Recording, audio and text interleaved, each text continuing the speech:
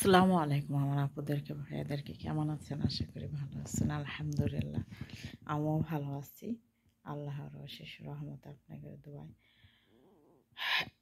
আসলে আমার মোবাইলটা যে কি হয় মাঝে মধ্যে আমি বুঝি না। হয়তো মেমোরি ফুল হয়ে যায়। তখন মনে করেন যে কোনো ভিডিও করা যায় না এবং ভিডিও আপলোডও দেওয়া যায় না। তা আমি একটা ভিডিও রেডি করে রাখছিলাম বুধবারের দিনে, হ্যাঁ বৃহস্পতিবারের দিনে ছাড়ার জন্যে। কিন্তু বৃহস্পতিবারেও আমি ভিডিও ছাড়তে পারি না, শুক্রবারেও ভিডিও ছাড়তে পারি না। শুক্রবারের দিনটা অনেক সুন্দর গেছে, অনেক আয়োজন হয়েছিল রান্নার। আমি নিজ হাতে এক হাতে একা একা সব রান্না করছিলাম। 11 জন লোক আসছিল, 11 জন। আর বাসার ছেলেরা, ছেলে ছিল একজন, 12 জন, 10-12 জনের রান্না আমি এক হাতে করছি। এবং সব কিছু জানেনই তো, এদিকে আবার কেমন করে কপিলে নিয়ে আসছে, গোশ নিয়ে আসছিল, গোশ রান্না করছি। ওরা তো আবার কেমন করে রান্না করে জানেন, সব কিছু এর আগে এক বাসায় দেখেছিলাম আপনাদের। বেগুন দেয়, আলু দেয়, মিষ্টি কুমড়া দেয়, কোসা বলে, কোসা দেয়। তা কপিলে কোসা খায় না, তো শুধুমাত্র দিছে আপনার হচ্ছে ওই মিষ্টি কুমড়া, তারপরে হচ্ছে টমেটো, আলু, গাজর ও বেগুন, এই কটা জিনিস দিয়ে রান্না করছে। যাই হোক, আমি ওইসব বলে আর লাভ নেই, কেন যে ওইগুলো আমি করতে পারি নাই, আপনাদের সাথে শেয়ার করতে পারি নাই। তা আমি এই 2 দিন ভিডিও ছাড়তে পারি নাই। যে বৃহস্পতিবারে ভিডিওটা ছাড়ার কথা ছিল সেটাও আমি ছাড়তে পারি নাই। সেই ভিডিওটাই আমি গতকাল ওই ভিডিওটা আপলোড দিছি। তা আসলে কি জানেন, বিদেশের বাড়ির কথা বলা যাবে না, অনেক বাড়ি অনেক রকমের। কেউর বাড়ি কাজ বেশি, কেউর বাড়ি কাজ কম। আমি কপিলের বাসাতে আসলে মনে করেন যে বসার সময় পাওয়া যায় না। অনেক বড় বাড়ি, সব পরিষ্কার পরিচ্ছন্নতা করতে হয়। আর অনেক বড় বাড়ি হলেও কোনো কাজের মানুষ রাখে না।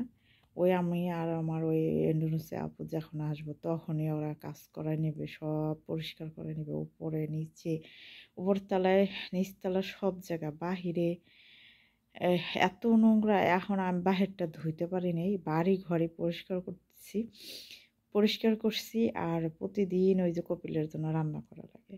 আমি আর ওই আপুটা আসলে আমাদের 2 জনের থেকে খালি রান্না করে নেবে। মানে বাহিরে আমি রান্না করি না, আপু রান্না করে।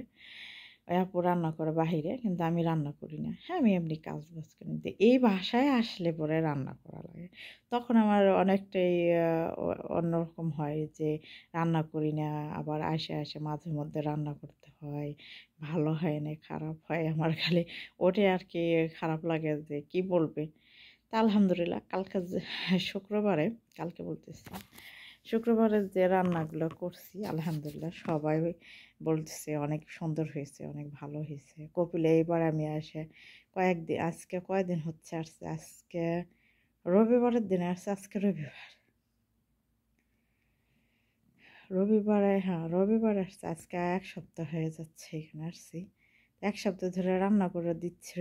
কপিলটা বলতেছে এখন তো তুই অনেক সুন্দর রান্না করা শিখছিস, আলহামদুলিল্লাহ খায় এইগুলো বলতেছে। তা যাই হোক, আসলে আমি ওই জন্য আপনাদের সাথে কথাগুলো বলতেছিলাম যে আমার মোবাইলটা কেন এমন হয়। আমার নাজিনা আপু, তারপরে হচ্ছে জুই আপু, তারপরে ওই যে আরও একটা আপু আছে, এদের ভিডিওগুলো আমার খুবই ভালো লাগে। আমি এদের ভিডিও সবসময় দেখি, কমেন্ট করতে পারি, করি, না করতে পারি শুধু লাভ দিয়ে রাখি। তা আমি ওই আপুদেরকে আমি খুবই মিস করি। আমার ইচ্ছা হয় সেই আপুদেরকে সাথে কথা বলতে। আরও একটা আপু আছে যে কী যেন নাম, হচ্ছে 2টা মেয়ে, একটা মেয়ের নাম হচ্ছে নুসরাত আর নিহা। ওই আপুর ভিডিওটাও দেখি, মনে হচ্ছে না ওই আপুর নামটা। তো যাই হোক, খুবই ভালো লাগে। ওই আপুর 2টা মেয়ে, আমারও 2টা মেয়ে। আমার মেয়েদের নাম মরিয়ম আর আমেনা। একজন বড় জনের নাম মরিয়ম, ছোট জনের নাম আমার আমেনা। কথা বলতে বলতে একদম অন্যরকম হয়ে যায়। নুসরাত, নুসরাত হচ্ছে আমার ছোট মেয়ের মতন, অত বড়ই আমার মেয়েও। তা সেদিন মেয়েটা সাজুগুজু করছে, অনেক সুন্দর লাগছে। তা আমি নুসরাত তেরা আম্মুকে বলতে চাই যে নুসরাত এখন বড় হয়ে যাচ্ছে কেমড়ে কেমড়ে, ওকে পর্দায় রাখার জন্যে। আমি জানি না, ওই আপু আমার ভিডিওটি দেখলে অবশ্যই বুঝতে পারবে। আমি বলবো যে যারই ঘরে কন্যা সন্তান থাকুক, আল্লাহ তাআলা মেয়েদেরকে অনেক দামি বানাইছে, মেয়েদেরকে অনেক দামি বানাইছে আল্লাহ তাআলা। তা মেয়েদেরকে দামি হিসেবেই দুনিয়ার মানুষদেরকেও রাখতে হবে। কিন্তু এমন এমন বাবা মা আছে যে বিলাসিতা এইগুলো করার দিতে চায়, কিন্তু বিলাসিতা করার দেন কিন্তু পর্দা সইতে দেন, কিন্তু পর্দা ছাড়া এইভাবে সাজুগুজু মানুষ চোখে পড়ে যায়। তখন একটু বাচ্চা বড় হলেই তখন থেকেই পর্দায় রাখা উচিত। কেন যে বাচ্চা কাচ্চা যখন মেয়েরা একটু বড় হয় তখন বাহিরে বার হলে অনেকের নজর পড়ে যায়। তখন এইসব নজর থেকে এড়ানোর জন্য, শুধু নজর থেকে না, এটা আল্লাহ তাআলার বিধান, আল্লাহ তাআলার হুকুম, এটা আল্লাহ তাআলার হুকুম করছে মেয়েদেরকে পর্দায় থাকার জন্যে। তা আমি মনে করি না, শুধু বলি সবাইকে, আমি এই ওসিয়তটা করি সবারই, যে আমার এটাই ওসিয়ত থাকবে যে যার যার ঘরে যাদের কন্যা সন্তানেরা বড় হয়েছে তাদেরকে হেফাজতে রাখবেন।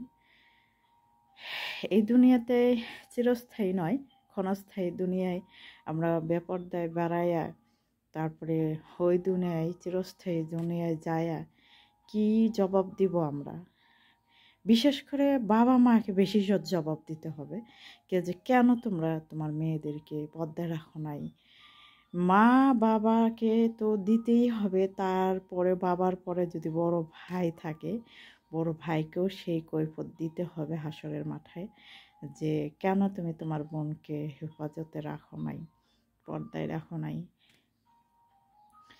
এই যখন পরের বাড়ি যাবে তখন স্বামীকে ধরবে, যখন স্বামী না থাকবে তার বড় ছেলেকে ধরবে যে তোমার মাকে তুমি পর্দায় রাখো নাই কেন। এটা হচ্ছে এই দুনিয়ার নিয়ম কানুন আল্লাহ তাআলা করে দিছে, সেই নিয়ম কানুন হিসেবে আমরা চলি না এবং আমরা চলতে পারি না হয়তো, কিন্তু আমাদের একটা কর্তব্য যে যতটুকু আমরা পারি হেফাজতে থাকার কিংবা রাখার, এইভাবে রাখতে হবে। আসলে এটা কোনো গর্বর কথা না, এটা কোনো অহংকারের কথা না। আমি কখনো অহংকার করার কথা বলি না আমি কাউকে, আমি অহংকারের কথা বলতেছি না। আমার দুটো মেয়ে ছোটোবেলা থেকে কোনো স্কুলে আমি পড়াই নাই, শুধু মাদ্রাসায় পড়াইছি। আর যখন থেকেই মাদ্রাসা থেকে হুকুম করছে যে তোমরা গেলে এখন পর্দা করতে হবে, পর্দা ফরজ, সবসময় মাথায় হিজাব থাকছে, মাদ্রাসায় পড়ছে, কিন্তু বোরখা পরতো না ছোট থাকতে। যখন মাদ্রাসা থেকে হুকুম করছে যে এখন তোমরা বোরখা পরবা এবং মুখমণ্ডল ঢাকবা, তখন থেকে আমার মেয়েরা পর্দার সহিত থাকে। এখনও পর্দা লঙ্ঘন হয়নি আলহামদুলিল্লাহ। তারপরও পর্দার ভেতরেও মানুষ চিনতে মানুষ ভুল করে না চলাচলের সময়। তো যাই হোক, আমার বড় মেয়েটার আমি লেখাপড়া করাতে পারি নাই, এটা আমার দুঃখজনক, খুবই কষ্টকর আমার এটাই, যে আমার বড় মেয়েকে আমি লেখাপড়া করাতে চাই। আমার খুবই ইচ্ছা ছিল যে মাদ্রাসার লেখাপড়া আমি পুরোপুরি শেষ করাবো, অনেক বড় আলেমগণ হবে। তাও কিন্তু সে হতে পারে নাই, কেন যে সে করোনার ভিতরে অনেকটাই মাদ্রাসা স্কুল সব বন্ধ থাকার কারণে পড়ালেখাগুলো নষ্ট হয়ে গেছে। আর যত মহিলারা আমাদের বাড়িতে আসতো তারা আমার মেয়ের দিকে চোখ পড়ে আছে, সবাই বলতো তোমার নাতিনে বিয়ে দিবা। আমার মাকে বলতো যে কোনো মেয়েরা যখন একটু বড় হয় তাদের সামনে ওই সব গানাগুনা করলে তাদের লেখাপড়ার প্রতি মন বসে না, তখন ওই রকম একটা চিন্তা ভাবনা চলে আসে তাদের মধ্যে। তো এই করোনার কারণে আসলে আমার মেয়েটার লেখাপড়া সব নষ্ট হয়ে গেছে। তখন মনে করেন যে 13 বছর বয়স ছিল, 12-13 এরকম।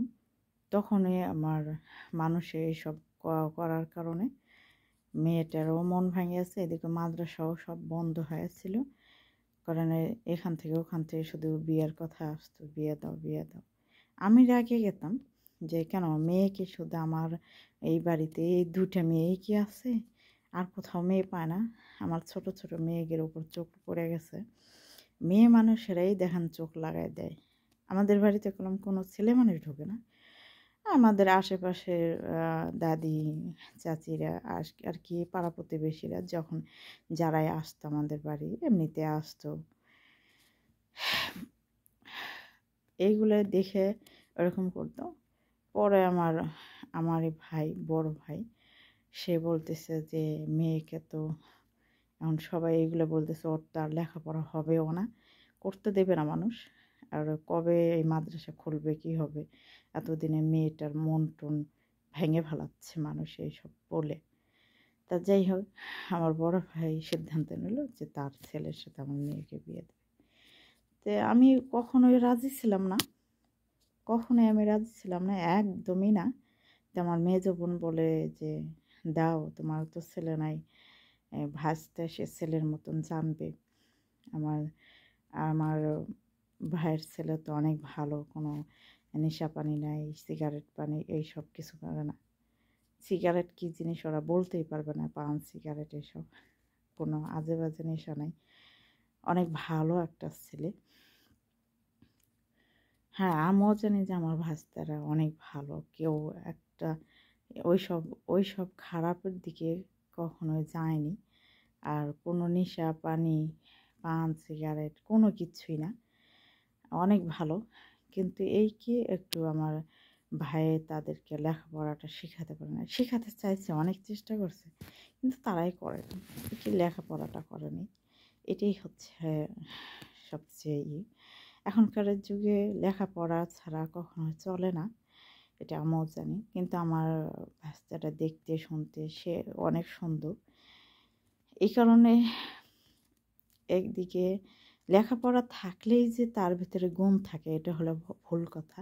লেখাপড়ার মাঝেও দেখবেন যারা লেখাপড়া করে তারা আরও বেশি বদমাইশি করে, সিগারেট পান বিড়ি গাঁজা মদ এগুলো বেশি খায়, টাস পেলাস এগুলো খেলে। তো যাই হোক, যেমনই হোক, আলহামদুলিল্লাহ আমার মেয়েটা অনেক শান্তিতে আছে, অনেক সুখে আছে, ভালো আছে। আর 13 বছর বয়সেই বিয়ে শাদী হয়ে গেছে আমার বড় মেয়েটার, ওই জন্য লেখাপড়াটা আমার মেয়েটারও নষ্ট হয়ে গেছে। বলছিলাম যে বিয়ের পরও লেখাপড়া করানোর জন্য, ওরাও রাজি ছিল। আমার বড় ভাই আমাদের কাছে থাকে না, আমার মামার বাড়ি ওইখানে থাকে। আমার মামার বাড়ি যে জমি পাইছে আমার মা, সেখান থেকে ওরে জমি দিছে থাকার জন্য, সেইখানেই থাকে।